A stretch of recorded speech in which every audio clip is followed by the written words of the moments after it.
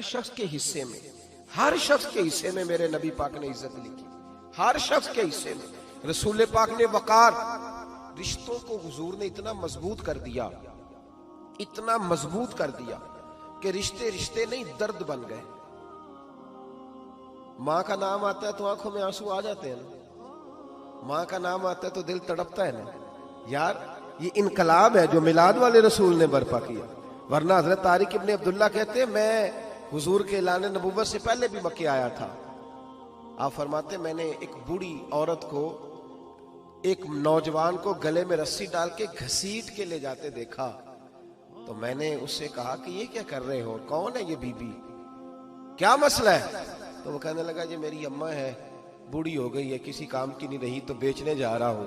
چلو کسی کے برتن جب مانجے گی تو میرے تو پاس کچھ نفع آئے گا نا بیچنے. یہ داستانیں نہیں. ابھی بھی جن لوگوں کی طبیعت سخت ہوتی ہے وہ قتل نہیں کر دیتے ماں باپ کو.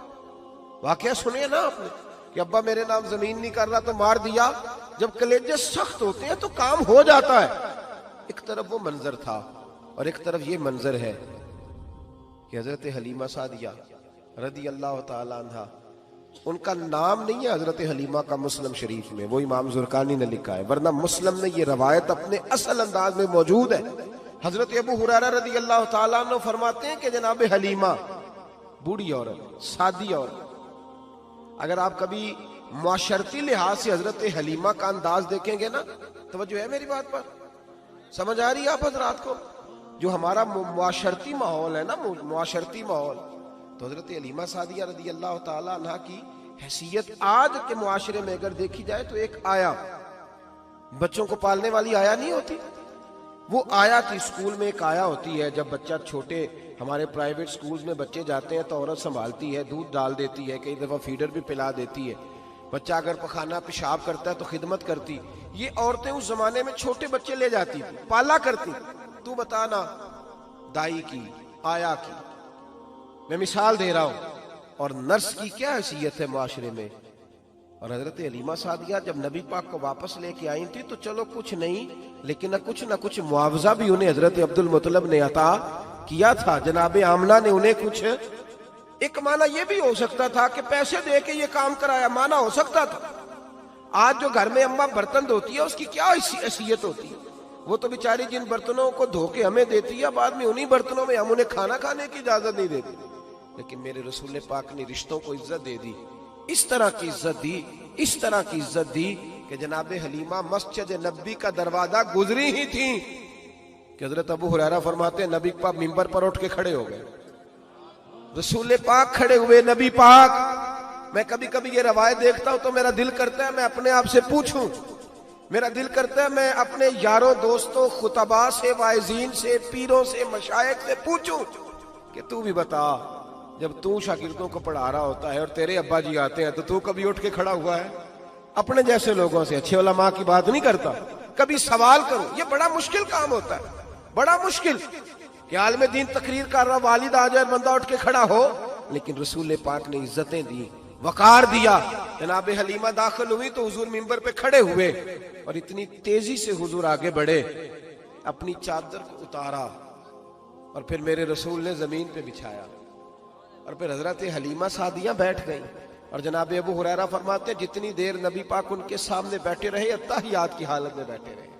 حضور نے رشتوں کو وہ وقار دیا، وہ حسن دیا کہ رشتے درد بن گئے ہیں. اب ماں کا نام دل میں بعد میں آتا ہے، زبان میں بعد میں آتا ہے، آنسو پہلے آتے ہیں. اب ماں کا رشتہ ایک وقار ہے، ایک حسن. الحاوی للفتاوی میں امام جلال الدین سیوطی رحمت اللہ لکھا ہے فتح مکہ کے بعد نا کمال ہو گیا. وَرَأَيْتَ النَّاسَ يَدْخُلُونَ فِي دِينِ اللَّهِ أَفْوَاجًا، فوجوں کی فوجیں دین میں آ گئی. ایک زمانہ تنہائیوں کا ہوتا ہے، ایک عروج کا ہوتا ہے. عروج کے زمانے میں بڑے تعلق، بڑے رش، بڑی باتیں. اب حال یہ تھا فتح مکہ کے بعد کہ پہلے تو ایک آدھ آدمی کلمہ پڑھتا تھا، فوجوں کی فوجیں آتی. ایک دن نبی پاک نماز پڑھانے آئے مسجد میں. میرے نبی پاک صلی اللہ علیہ وسلم جب مسجد میں آئے تو مسجد کھچا کھچ بھری ہوئی، گلیاں بھی بھری، 10,000 کے قریب لوگ مدینے میں جمع ہیں حضور کے پیچھے نماز پڑھنے کے لیے. پڑھیے صلی اللہ علیہ وسلم. नबी पाक सल्लल्लाहु अलैहि वसल्लम तशरीफ लाए ना, जैसे ही मस्जिद में दाखिल हुए तो 10,000 का मजमा उठ के खड़ा हो गया। हमारे लिए लोग खड़े होते हैं तो हमारी आंखें पुरनम नहीं होती, बल्कि हम अपना हक समझते हैं। हम कहते हैं इनका बनता है खड़े होना, हालांकि भाई दुनिया सब के लिए खड़ी नहीं होती। जब कोई खड़ा हो ना तो नजर झुक जानी चाहिए और तेरे दिल में ख्याल आना चाहिए कि या अल्लाह मुझ पे रहम ही रखना, ऐ अल्लाह मेरी पर्दा पोशी करना, या अल्लाह ये तेरी दी हुई इज्जत है, मेहरबानी कर खुफिया तदबीर से महफूज फरमा। कि हमें एहसास नहीं होता इल्ला माशाअल्लाह। अल्लाह के महबूब दाखिल हुए तो 10,000 का मजमा खड़ा हो गया। 10,000 आदमी खड़ा हो तो एक कैफ बनता है। तो मेरे जैसा आदमी तो वेस्टकोट सीधी करने लग जाता है ना कि बड़ी शान है जनाब, कॉलर ठीक कर लो, दस्तार सीधी कर लो, क्या बात। इतने लोग भी कभी किसी के गाड़े के पीछे भागे, लेकिन नबी पाक का अंदाज क्या था? रसूल पाक की आंखों में आंसू आ गए। 10,000 आदमी खड़ा हुआ, हुजूर रो पड़े और इतना रोए कि जनाब अबू हुरैरा रदी अल्लाह ताला अन्हु फरमाते हैं कि मैंने नबी पाक के सीने से आवाज निकलती देखी। जब आदमी ज्यादा रोता है तो सीने से आवाज आती, हुजूर रोए कि सीने से आवाज आई। आप फरमाते हैं फिर हुजूर ने आंसू पूछे, फिर नमाज मुकम्मल हुई।